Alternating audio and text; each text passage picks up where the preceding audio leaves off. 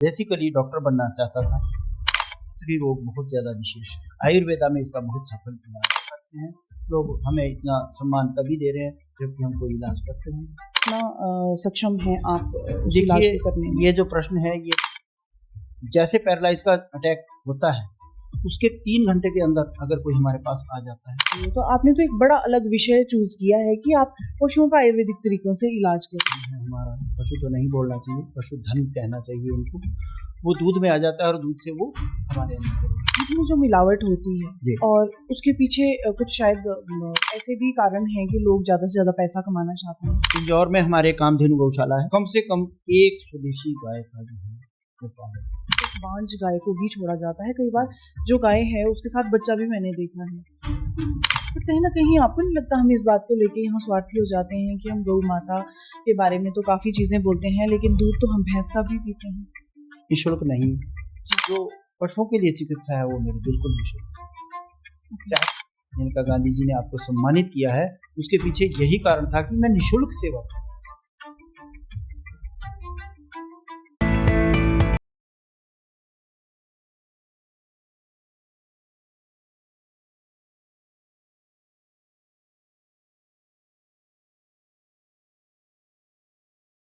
पहले पॉडकास्ट को इतना प्यार देने के लिए बहुत बहुत धन्यवाद। मैं दर्शकों का बहुत बहुत धन्यवाद करना चाहूँगी कि उन्होंने इतना हमें प्यार दिया और हमें सब्सक्राइब किया। तो हमारा पहला पॉडकास्ट जो हुआ था वो बहुत ही अच्छा गया, उसका हमें बहुत ही अच्छा एक रिज़ल्ट मिला। तो हमने सेकंड पॉडकास्ट करने का सोचा। तो आज हमारे साथ हिमाचल प्रदेश के वैद्य युगल किशोर शास्त्री जी हैं हमारे साथ पॉडकास्ट में, जो आपके साथ शेयर करेंगे अपनी ज़िंदगी, अपने एक्सपीरियंसेस। और मैं चाहती हूँ इस पॉडकास्ट को भी आप उतना ही प्यार दें जितना आपने हमारे पहले पॉडकास्ट को दिया था। तो वैद्य युगल किशोर जी जो हैं ये एक शिक्षक हैं और एक समाज सेवक हैं और एक जाने माने प्रसिद्ध वैद्य हैं। तो हम स्वागत करेंगे वैद्य युगल किशोर जी का। वैद्य युगल किशोर जी, बहुत बहुत स्वागत है आपका हमारे पॉडकास्ट में। तो हम चाहते हैं आप हमारी जनता को बताएं कि अपनी ज़िंदगी के बारे में। आप सबसे पहले हम चाहते हैं आप अपना परिचय दें। मेरा नाम युगल किशोर शर्मा है, जैसा कि आपने परिचय में दे ही दिया है। मैं एक सेवानिवृत्त अध्यापक हूँ। मेरी 37 साल की जो है वो सेवा काल रहा है और अब मैं सेवानिवृत्त हूँ। और उसके साथ साथ मैं आयुर्वेद में प्रैक्टिस भी करता हूँ और उसी के साथ जो है वो पशु स्वास्थ्य के लिए भी मैं बहुत से प्रयत्न कर रहा हूँ और लोगों को जागरूक कर रहा हूँ। तो वैद्य जी, आपका जो ये आयुर्वेदिक में जो एक्सपीरियंस है वो कितना एक्सपीरियंस है? देखिए, मुझे 35 वर्ष हो गए हैं इस कार्य को करते हुए। 1993 में 92 में मेरे फादर एक्सपायर हो गए थे। उसके बाद ये इस कार्य का जो भार है वो मेरे ही ऊपर रहा और मैं अपनी नौकरी के साथ साथ इस कार्य को करने लगा।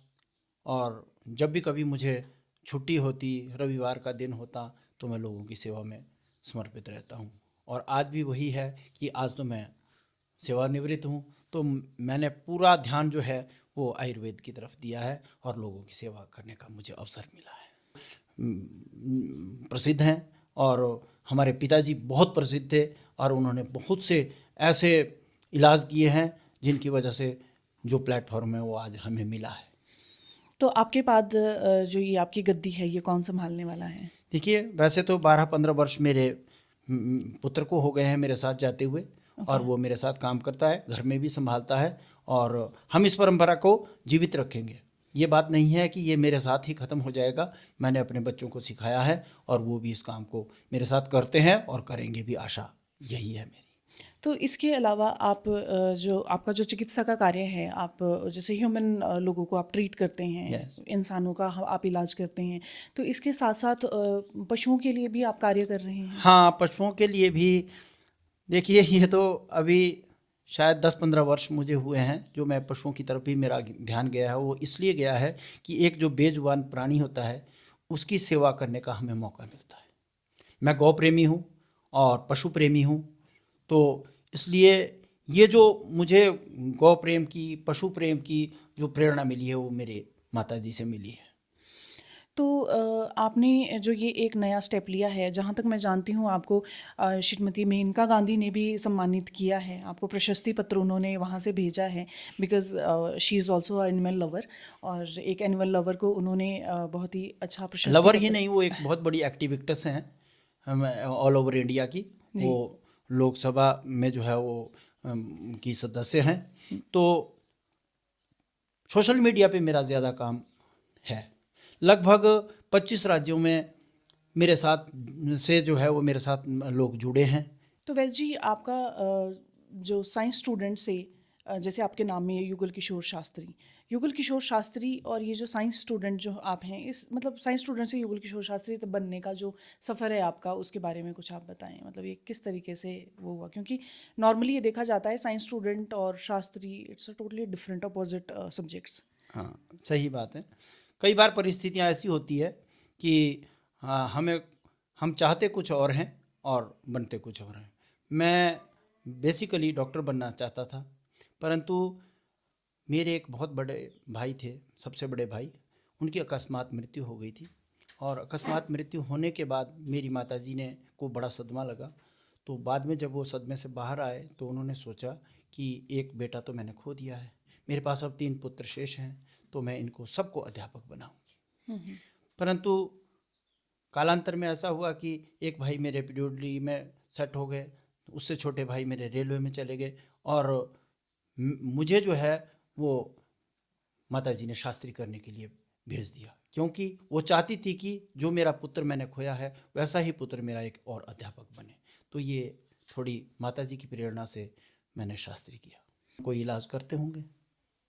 तो पैरालिसिस का भी आपका? हाँ, पैरालाइज का इलाज स्पेशली हम करते हैं। कम से कम मेरे अपने कार्यकाल में, जब से मैं प्रैक्टिस कर रहा हूँ, कम से कम 500 लोगों को, लगभग 500 लोगों को हमने, क्या भगवान ने हमारे हाथों से ठीक करवाया। तो अगर मान लो जैसे पैरालिसिस का किसी को अटैक हुआ है, मान लो 3 साल पहले अगर किसी को पैरालिसिस का अटैक हुआ है, तो क्या वो आपसे आके मेडिसिन ले सकते हैं? क्या उसमें कितना सक्षम हैं आप उस इलाज को करने देखिए, में? ये जो प्रश्न है ये बड़ा गहन प्रश्न है। मैं मोटा मोटा आपको बता दूं कि जैसे पैरालाइज का अटैक होता है, उसके 3 घंटे के अंदर अगर कोई हमारे पास आ जाता है तो उसकी 99% गारंटी है कि वो ठीक हो जाएगा। जितनी लेट करता जाएगा उतना जो है वो इसमें ब्लॉकेज आती जाएगी, और वो ठीक होने में जो है वो बहुत देरी लेगा। तो ये जो पैरालिसिस अटैक जो लोगों को आते हैं, इसका मुख्य रीज़न क्या है? किस वजह से ये होता है? यह एक प्रकार की जो है वो हमारे दिमाग में जो है वो क्लॉटिंग होती है, वो क्लॉटिंग की वजह से होता है। अगर हम वर्तमान काल की बात करें तो एलोपैथी से आयुर्वेदिक की तरफ लोगों को लाने के लिए बहुत सारे मंच हैं जहाँ पे इन चीज़ों का जो है वो एडवर्टीज़मेंट किया जाता है कि हमें आयुर्वेदिक की तरफ आना चाहिए। तो आपने तो एक बड़ा अलग विषय चूज़ किया है कि आप पशुओं का आयुर्वेदिक तरीक़ों से इलाज कर रहे हैं। तो इसके पीछे कुछ कोई ठोस कारण है आपका ये चीज़ करने का? देखिए, मानव चिकित्सा तो हर व्यक्ति आज कर रहा है, जी। परंतु ये जो बेजुबान पशु हैं, पशुधन है हमारा, पशु तो नहीं बोलना चाहिए, पशुधन कहना चाहिए इनको, तो इनके इलाज के लिए बहुत कम लोग हैं जो आगे आ रहे हैं। जी।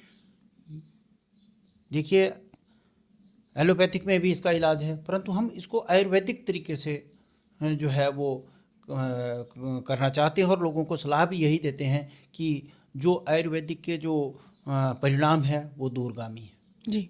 और आयुर्वेद से जितना इलाज और जितनी शुद्धता हमारे घी दूध में आएगी, उतनी किसी भी चीज़ से नहीं आ सकती। अगर हम केमिकल से इलाज पशुओं के करते हैं तो वो केमिकल का कहीं ना कहीं असर जो है वो दूध में आ जाता है, और दूध से वो हमारे अंदर प्रविष्ट होता है। तो हम लोगों को ज़्यादातर यही प्रेरित करते हैं कि आप पशुओं का इलाज जो है आयुर्वेदिक तरीके से करें। अश्वगंधा खिलाएं उन्हें, शतावर खिलाएं उन्हें, जो कि एक यानी कैंसर रोधी चीज़ें हैं ये। हरिद्रा खिलाएं उनको, आंवला उनको दें, मौसमी उनको खिलाएं, ठीक है। और जो हमारे घर में अनाज होते हैं, जैसे मोटे अनाज जो है वो मक्की, चना, जौ, बाजरा, ये इन चीज़ों पे ज़्यादा हम उनको डिपेंड करेंगे तो उसके अंदर जो है दूध के अंदर उसकी गुणवत्ता आएगी, और वो गुणवत्ता जो है वो हमारे तक पहुंचेगी और हमें स्वास्थ्य लाभ मिला है। पशुओं में एक बड़ी आम बीमारी देखी जाती है जिसको थनैला रोग कहा जाता है। जी। तो जो थनैला रोग है उसके बारे में आप हमारे दर्शकों को बताएं, जो पशुपालक हैं जो कि देश विदेश से और हमारे देश से जो देख रहे हैं अलग अलग स्टेट से, तो उसके बारे में हमें थोड़ा सा आप बताएं। थनैला रोग जो है वो जो इसका मुख्य कारण है वो अस्वच्छता है। ओके। पशुओं हम जहाँ बांधते हैं उस स्थान को सबसे पहला जो है वो मोटिव हमारा ये होना चाहिए कि उस स्थान को हम बिल्कुल साफ रखें। 8 दिन में 1 या 2 बार जो है वो चूने का छिड़काव करें जी। तो थनैला रोग में जो है ये बहुत ही कारगर सिद्ध होगा। मान लो अगर किसी को हो ही गया है तो उसके लिए हमारे पास आयुर्वेद में जो है वो बहुत से नुस्खे हैं जिससे हम थनैला रोग भी ठीक करते हैं। और अगर पशुओं में जैसे बार बार रिपीट होना, यानी जो है वो बांझपन होना पशुओं में, या प्लेसेंटा देर से गिराना, या कोई बुखार हो जाना, जो भी जितनी भी कोई पैर से लंगड़ा बुखार हो जाना, इनके सबके जो है नुस्खे मैंने तैयार किए हैं। और मैं समय समय पर अपने पशुपालकों को जो मेरे साथ कम से कम 25 राज्यों से जुड़े हैं, मैं सोशल मीडिया पे उसको डालता रहता हूँ। मेरा एक पेज भी है आयुर्वेदा का जी। और मेरे फेसबुक ग्रुप्स भी हैं। आप उसकी इन्फॉर्मेशन थोड़ा सा हमें देंगे? वैसे हम अपनी स्क्रीन पे भी डाल देंगे, बट आप उसके बारे में थोड़ा सा, किस नाम से आपका सोशल मीडिया पेज हैंडल है? मेरा वैद्य युगल किशोर शर्मा के नाम से जो है वो एक पेज बना हुआ है। कोई हाँ हमारे ग्रुप्स हैं, हमारे व्हाट्सएप ग्रुप भी हैं, 2 व्हाट्सएप ग्रुप हैं जिसमें जो है वो कम से कम 25 राज्यों से मेरे साथ जो है वो लोग जुड़े हैं।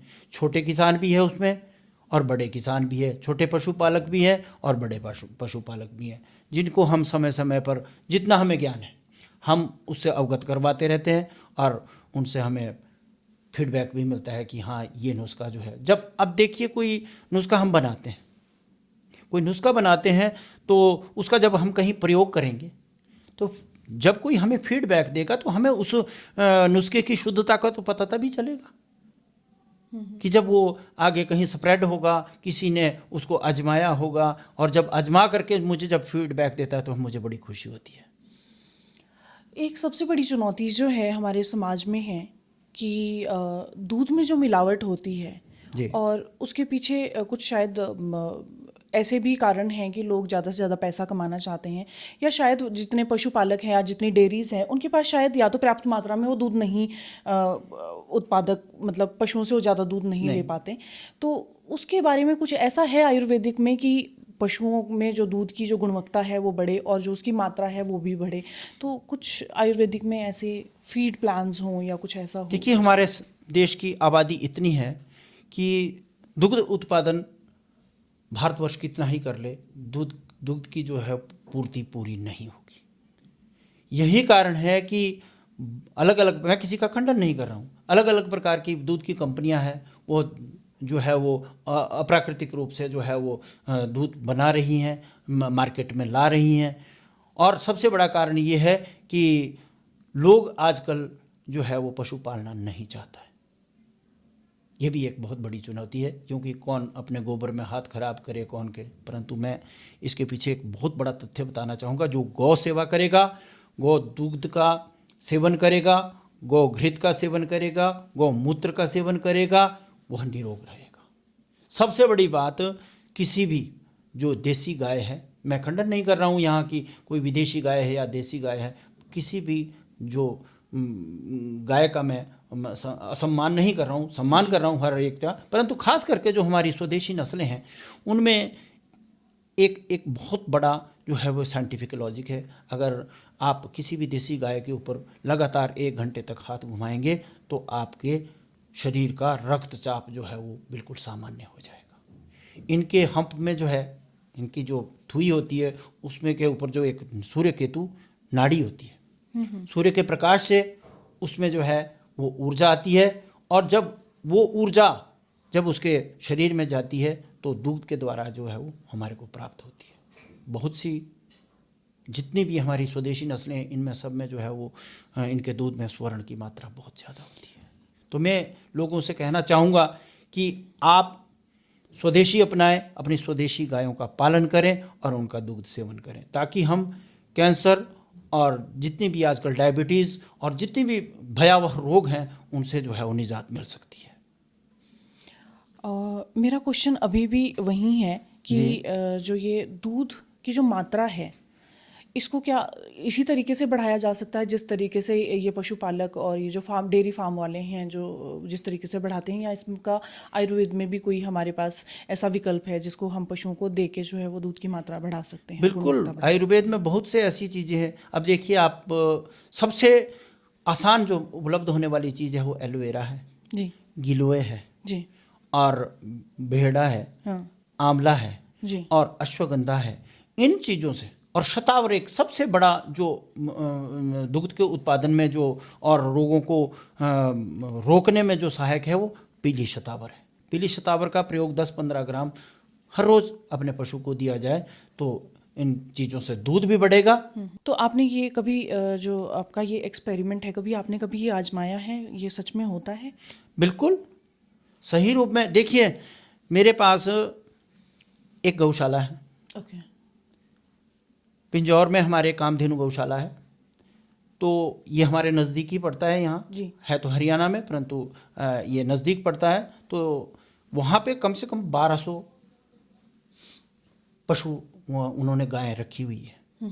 तो वो कुछ उन्होंने वार्ड बना रखे हैं अलग अलग, जो रोड से उठाई हुई है अलग है, जो अंधी है वो अलग है, जो लंगड़ी है वो अलग है, जो कैंसर से पीड़ित है वो अलग है। परंतु कुछ एक गायें जो है वहाँ दूध देने वाली थी।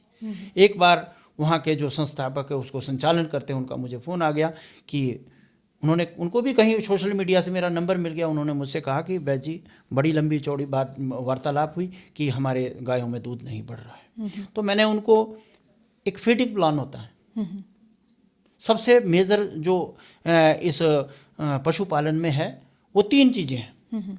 अगर पशु का संवर्धन करना है तो उसके लिए जो है वो ब्रीडिंग है, और दूसरा आयाम है फीडिंग, और तीसरा है मैनेजमेंट। जब ये तीनों चीज़ें जो है वो बराबर से चलेगी, इनका संतुलन होगा, तो निश्चय ही जो है वो दूध भी बढ़ेगा और उत्पादन भी बढ़ेगा और संवर्धन और संरक्षण भी होगा।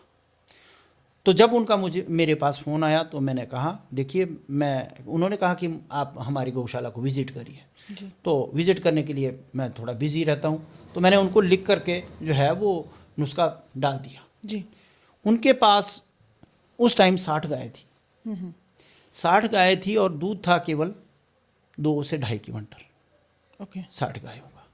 जिस समय हमने उनको वो फीड प्लान ले करके दिया तो उनका ही कहना था, उन्होंने नोट डाल दिया कम से कम 3-4 महीने बाद कि अब हमारे पास 6 से 7 क्विंटल दूध जो है वो वृद्धि हो गई है। तो अब आप बताइए कि जो हमारा ये आयुर्वेदिक दवाओं का प्रयोग मैंने उनसे करवाया, फीडिंग अच्छी करवाई, तो निश्चय ही दूध बढ़ा। तो आज भी वो गौशाला जो है वो बहुत अच्छी तरीके से जो है वो चल रही है। और हरियाणा के जो है पशुपालन मंत्री वहाँ आए एक बार और उन्होंने उनको सम्मानित किया कि ये किस वजह से हुआ। तो उन्होंने वहाँ बड़ी उद्घोषणा से कहा, कहते जी हमारे पास ऐसे ऐसे वैद्य जी है हिमाचल से, और उन्होंने जो है वो हमारे दूध में इतना इजाफा करवाया। तो ये किस कारण हुआ है? आयुर्वेदा के कारण। और जो हमारी जो नेचुरल जो अनाज है वो हमने उनको प्रोवाइड करवाया। और समय समय पे मैं वहाँ जाता रहता हूँ, अपनी सेवाएं देता रहता हूँ। और भी कई गौशालाएँ हैं, बड़े किसान भी हैं, छोटे किसान भी हैं हमारे साथ जुड़े हुए। यहाँ तक कि गुजरात तक के लोग मेरे साथ जुड़े हुए हैं, बाहर से रोमानिया से मेरे साथ लोग जुड़े हैं, UAE से लोग जुड़े हैं। तो कहने का अभिप्राय है कि अगर आप लगन से काम करो, शिद्दत से काम करो, और एक जुनून होना चाहिए, उसके लिए आप जिसको कहते हैं ना ये पागल है, जी जी ठीक है, तो पागल बनना पड़ेगा। जब तक लोग हमें पागल नहीं कहेंगे तब तक जो है हम तरक्की की राह, उन्नति की राह नहीं चुन सकते। तो पशुपालन में बहुत ही मेहनत का काम है जी। और इसको बड़ी मेहनत से करना पड़ेगा। तो वैद्य जी एक और चीज़ हमारे नोटिस में आई थी कि आप खुद भी ब्रीडिंग कर रहे हैं अपने घर पे। मेरी माताजी कम से कम 8-9 भैंसे तो मेरे सामने भी वो पालते थे। तो वो सारी देसी नस्लें थी। मैंने सोचा कि क्यों ना मैं भी इस काम को करूं। तो हरियाणा जो है ऑल ओवर वर्ल्ड में सबसे अच्छी जगह है जहाँ पे मुर्रा भैंस के ऊपर काम किया गया है।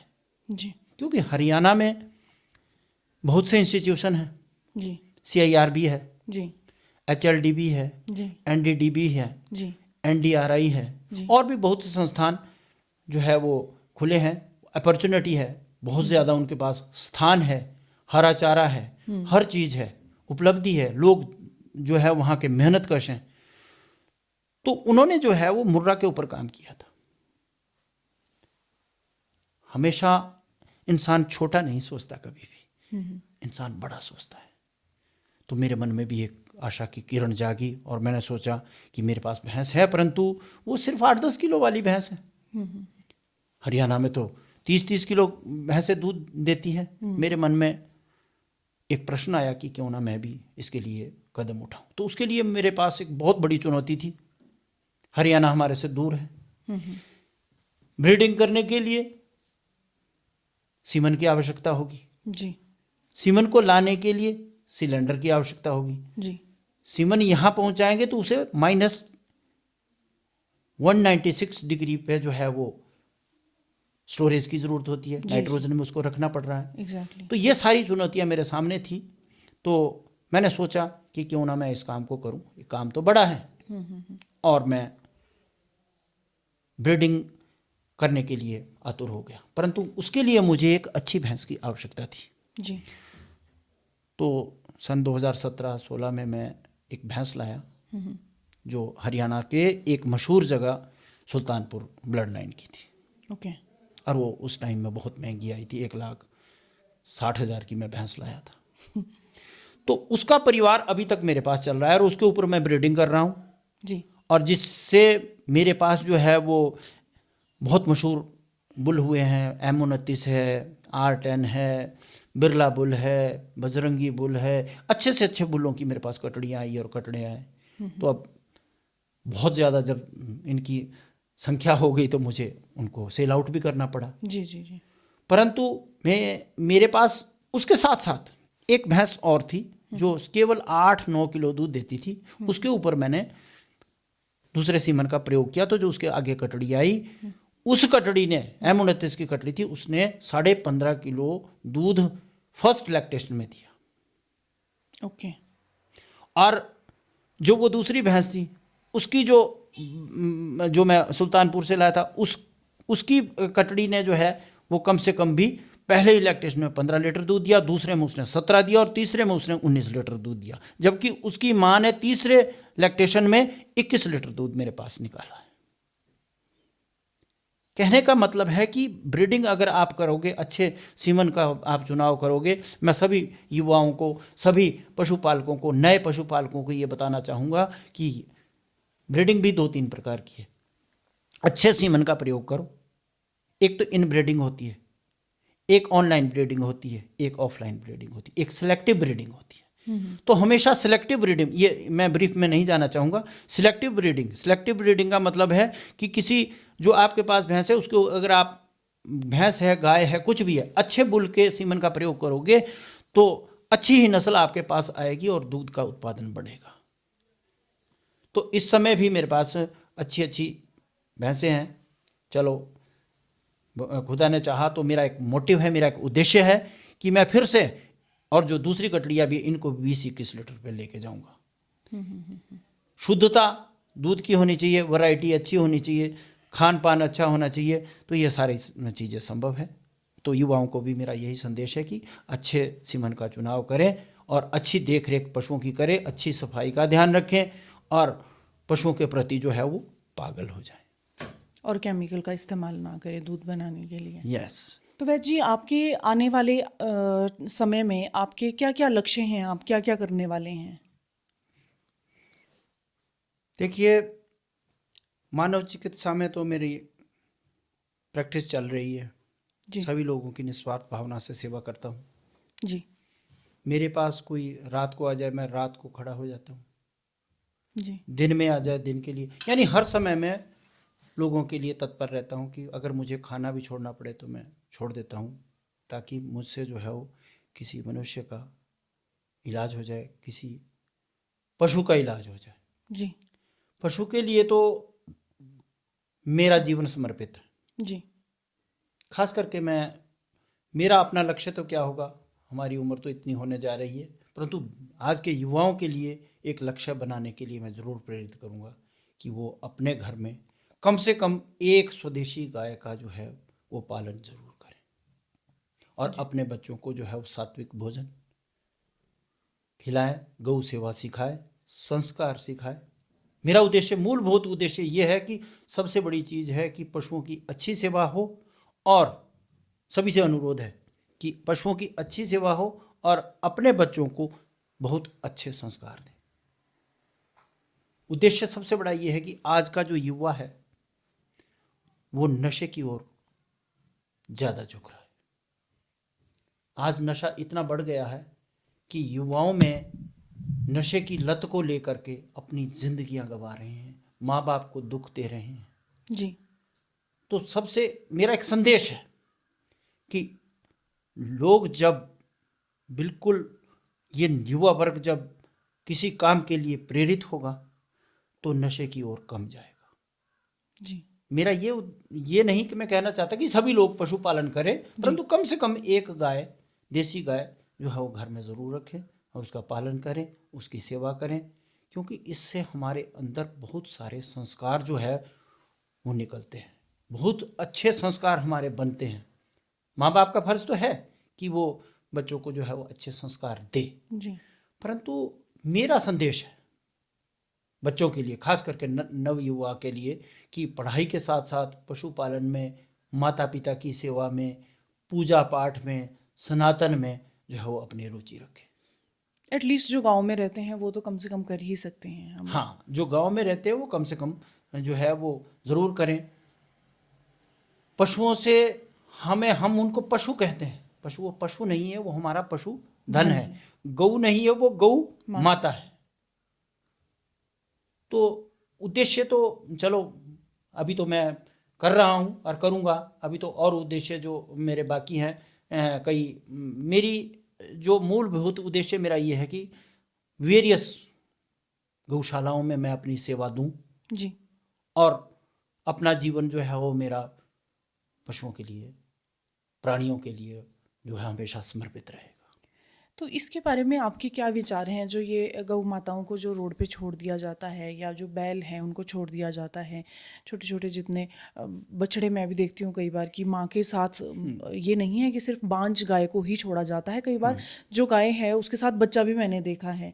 तो मतलब ये किस तरीके की कल्चर हमारा बनता जा रहा है? देखिए, मैंने आपसे पहले भी कहा कि हमें अपने, ये एक जनरेशन होती है, अपनी पीढ़ी को, जो हमारी अगली जनरेशन है उसको संस्कार जब हमने अच्छे देने हैं या हम देंगे तो ये चीज़ें नहीं होगी। सबसे पीछे इसका सबसे बड़ा कारण है आधुनिकता। जी। आज जो है आदमी जो है वो सुविधा भोगी है। जी जी जी। मशीनी युग है। जी। मशीनी युग होने के कारण जो आप कह रहे थे कि बछड़े छोड़ दिए जाते हैं, अब बछड़ों से तो काम ही नहीं लिया जाता। पहले जो है वो बैलों से खेती की जाती थी। जी। ठीक है, आदमी बहुत स्वार्थी हो गया है। आज दूध पी लिया, जब गाय भैंस सूख गई उसको रोड के ऊपर डाल दिया। तो ये एक, देखिए वैसे तो ये बड़ा चिंता का विषय है, रोक हम नहीं पाएंगे इसको। बिल्कुल। बड़ी संस्थाएं बनी है, बहुत सी गौशालाएं हैं जो रोड से उठा करके गायों को लेके जाती है, परंतु फिर छोड़ दी जाती हैं। जब इंसान जो है वो आक्रोश पे ही उतर आया है तो इसका समाधान क्या हो सकता है? चिंतनीय विषय है। आपका प्रश्न बहुत अच्छा है, परंतु इसके बारे में अगर हम कहने लगें तो सारा दिन निकल जाएगा। बट वैजी मैंने कुछ गौशालाएं इस तरीके की भी देखी हैं कि जो कहने के नाम पे तो गौशालाएं हैं, लेकिन वो वहाँ पे जो है वो बिज़नेस ही चला रहे हैं, दुग्ध उत्पादन कर रहे हैं। और मुझे नहीं लगता है कि शायद कुछ ही चंद गौशालाएं होंगी जहाँ पे कोई बीमार गाय को रखा जाता है। अदरवाइज़ आई थिंक गौशालाएं कम, वो डेयरी फार्म ज़्यादा बन गए हैं। देखिए, मेरा एक अपना अनुभव है। मैं हरियाणा घूमा हूँ, हरियाणा में सबसे ज़्यादा गौशाला है। बहुत सी गौशालाओं के तो बहुत, यानी बोलना नहीं चाहिए, नाम नहीं मैं लेना चाहूँगा, बहुत बुरे हाल देखे हैं हमने। और हमें वहाँ जा कर के बहुत दुख हुआ कि ये गाय ऐसी परिस्थिति में रह रही हैं। परंतु सबको एक लाठी से हम हाँक नहीं सकते। कुछ एक मैंने ऐसी गौशालाएं भी देखी है जहाँ पे वेल मैनेजमेंट हैं, बहुत ही अच्छा जो है उनका रखरखाव है, प्रबंधन बहुत अच्छा है, गऊ की सेवा बड़ी अच्छी है। उन्होंने डॉक्टरों को अपॉइंट किया हुआ है, उनके पास बहुत सारे कर्मचारी है, सफाई कर्मचारी है, और बहुत अच्छी स्थिति में। अब ले लीजिए आप एक उदाहरण मेरे पास जो है वो पंजाब का है, नूर महल में स्वामी चिन्मयानंद जी की जो गौशाला है वो इस टाइम उत्तरी भारत की सबसे बड़ी गौशाला है, और वहाँ का मैनेजमेंट देख करके और सारा सब कुछ रख रखाव देख करके हम बहुत ही आश्चर्यचकित हुए। क्या नाम उनका बताया काम, आपने गौशाला का?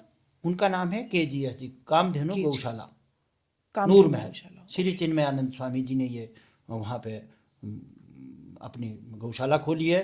और उनका काम जो है पहले गिर पे भी था, परंतु अब गिर पे उन्होंने शायद कम काम कर दिया है, क्योंकि उन्होंने सारी गाय निकाल दी है। शायद उनके लिए यहाँ के लिए उनके लिए ये जो पंजाब का वातावरण है वो सही नहीं है, परंतु साहिवाल के ऊपर उन्होंने बहुत ज़्यादा काम किया है। और मैं अपने युवाओं से भी ये कहना चाहूँगा कि देसी, बार बार मैं ये कह रहा हूँ, शायद इस पॉडकास्ट के माध्यम से, आपके चैनल के माध्यम से मैं सभी बच्चों को, सभी नई पीढ़ी को ये संदेश देना चाहूँगा, नए पशुपालकों को ये संदेश देना चाहूँगा कि गौ ज़रूर पाले, क्योंकि गौ में ही सारे देवता निवास करते हैं। बट कहीं ना कहीं आपको नहीं लगता हम इस बात को लेके यहाँ स्वार्थी हो जाते हैं कि हम गौ माता के बारे में तो काफ़ी चीज़ें बोलते हैं, लेकिन दूध तो हम भैंस का भी पीते हैं? देखिए, हमारी जो उत्पादकता है वो बहुत कम है, और जो हमारा क्षेत्रफल है, हमारी जो आबादी है वो बहुत ज़्यादा है। शायद कहीं, अब हमारे पास वैसे तो अभी अभी अभी अभी एक मेला हुआ है जगराओं में, वहाँ पे पंजाब की एक गाय ने 82 लीटर दूध दिया है 24 घंटे में। 82 लीटर दूध? 82 लीटर दूध दिया है गाय ने, और वो HF गाय थी, हॉलिस्टाइन फ्रीजियन। जब हमारे पास इतनी इतनी उत्पादकता वाली गाय भी है, फिर भी हमारे देश में जो है वो कुछ प्रतिशत ही दूध लोगों तक जो है वो शुद्ध पहुंच पाता है। तो आप बताइए कि हर आदमी को कम से कम 10 गाय रखनी पड़ेगी एक आदमी के ऊपर, तब हमारे देश की जो है दुग्ध आपूर्ति पूरी होगी। तो मतलब जो इंसानों में ये कैल्शियम की कमी है, गुणवत्ता नहीं है, तो इसका रीज़न शायद ये भी है। आर्टिफिशियल फीडिंग है, आर्टिफिशियल फीडिंग देते हैं, बहुत से केमिकल्स प्रयोग करते हैं। अब तो जितने भी मेलों में हम जाते हैं वहाँ पे जो है वो बड़े बड़े स्टॉल लगे होते हैं, कंपनियाँ, बाहरी कंपनियों को जो है वो श्रेय दिया गया है कि आप उत्पादक बढ़ाइए, परंतु शुद्धता तब तक नहीं आएगी जब तक हम उनको जो है वो आयुर्वेदिक तरीके से और जड़ी बूटियों से उनका जो है वो पालन पोषण और संरक्षण और उनकी चिकित्सा नहीं करेंगे। जब तक हम उनको फीड में अच्छी चीज़ें नहीं खिलाएंगे तब तक जो है वो गुणवत्ता नहीं आएगी। तो वैद्य जी, आपका इतने सालों का जो एक्सपीरियंस है, कभी कोई ऐसी घटना हुई है आपकी लाइफ में जो कि आपके दिल छू देने वाली कोई घटना हो, चाहे वो मानव चिकित्सा में हो या पशु चिकित्सा में रही हो? मानव चिकित्सा में भी एक घटना हुई थी मेरे साथ जी। कि एक बार वही जो आप क्वेश्चन कर रहे थे कि पैरालाइज का इलाज, जी। तो मैं पैरालाइज का इलाज करता था। कोई एक छोटी बच्ची, हार्डली वो 5-6 साल की लड़की थी, उसको पैरालाइज हो गया और लोग मेरे पास उसको लेके आ गए। तो जब मैंने उसे देखा तो मैंने उनको सलाह दी कि आप इसको डॉक्टर से चेक करवाएं, और ये इसकी हालत ठीक नहीं है। मुझे वो दृश्य आज भी याद है। तो मैंने उस बेटी को दवाई दी। दवाई देने के बाद दोबारा उसको पैरालाइज का अटैक हो गया। एक बार नहीं, 2 बार नहीं, 3 बार नहीं, 4 बार नहीं, 5 बार नहीं, 6 बार नहीं, 7 बार उसको अटैक पड़ा है मेरे सामने मेरे घर पे। तो उसके बाद अब जैसे हम करते हैं, अपने आराध्य देव को मैंने भी प्रणाम किया। मैं कहा जी, इस कन्या को आप बचा दीजिए। कई बार दवा और नहीं, दुआ भी काम करती है। सभी लोगों को मैंने कहा कि हाथ जोड़ो, अब मैं इसके बाद दवाई नहीं दूंगा। तो हमने लास्ट वाला डोज उसको दिया, और 1 घंटे बाद वो, चाहे उसको दवा कहो चाहे दुआ कहो, वो लड़की बच गई। और वो लड़की आज एक GVT टीचर है, उसकी शादी हो गई है। वो जब भी मुझे दिखती है तो मुझे वो दृश्य याद आ जाता है। तो वैद्य जी, आपकी ये जितनी भी सेवाएं हैं जो आप लोगों को देते हैं, चाहे वो मानव सेवा में है, मानव चिकित्सा में है या पशु चिकित्सा में है, तो ये आपकी निशुल्क सेवाएं हैं? देखिए, मानव सेवा तो निःशुल्क नहीं है, जी। उसका तो जो कुछ थोड़ा बहुत चार्जिंग हम लेते हैं, परंतु जो पशुओं के लिए चिकित्सा है वो मेरी बिल्कुल निःशुल्क है। ओके। चाहे वो किसी प्रकार का किसी को नुस्खा बताना हो या किसी को नुस्खा भेजना हो या किसी प्रकार की कोई हमारे से राय मशवरा चाहता हो, वो मेरा टोटल ही निःशुल्क है। यही कारण है जो आपने मुझसे पहले प्रश्न किया था कि मेनका गांधी जी ने आपको सम्मानित किया है, उसके पीछे यही कारण था कि मैं निःशुल्क सेवा कर रहा था और उन्होंने मुझे विश्वास भी दिलाया है और लिख कर दिया है कि यदि भविष्य में आपको इस संदर्भ में, इस क्षेत्र में कहीं कोई तरक्की करनी हो तो हम आपके साथ हैं। अब अगर मुझे कोई गौशाला खोलनी है या कोई इस प्रकार का गौ सेवा के लिए कोई भी इक्विपमेंट लेना है या कोई औषधालय खोलना है तो मेरा मानना है और मुझे विश्वास है कि अगर मैं मेनका गांधी जी तक ये बात पहुंचाऊंगा कि मुझे गौशाला खोलनी है तो ज़रूर वो मेरी सहायता करेंगी। बहुत बहुत ये बहुत बड़ी बात है और बहुत अच्छा सहयोग आपको मेनका गांधी जी की तरफ से ये मिल रहा है। तो मेरी भी यही उम्मीद है कि आप इस क्षेत्र में आगे जाएं, अच्छी गौशाला खोलें जो दुग्ध उत्पादन के साथ साथ गौ सेवा में भी आगे बढ़े। और हम इस पॉडकास्ट को यहीं विराम देंगे, लेकिन आपके साथ एक सेशन ज़रूर करेंगे जिसमें हम अलग अलग मानव चिकित्सा और पशु चिकित्सा दोनों पे अलग अलग तरीके से हम बात करेंगे और आपके कुछ सीक्रेट नुस्खों के बारे में भी जानेंगे ताकि वो समाज हित में काम आ सकें। तो वैद्य जी, आपका हमारे पॉडकास्ट पे आने के लिए बहुत बहुत धन्यवाद। और हम चाहते हैं कि अपने जितने भी व्यूअर्स हैं हमारे, हम इसी तरीके की हस्तियों से आपको मिलवाते चलें और जो कि समाज सेवा में और पर्सनली लोगों के यूज़ में उनकी जितनी भी बातें हैं और जितने भी मशवरे सलाह हैं वो आपकी ज़िंदगी में आते रहें। तो वैद्य जी का हम धन्यवाद करते हैं धन्यवाद एक जी। छोटे से एप्रिसिएशन सर्टिफिकेट के साथ। Thank you very much. Thank you so much.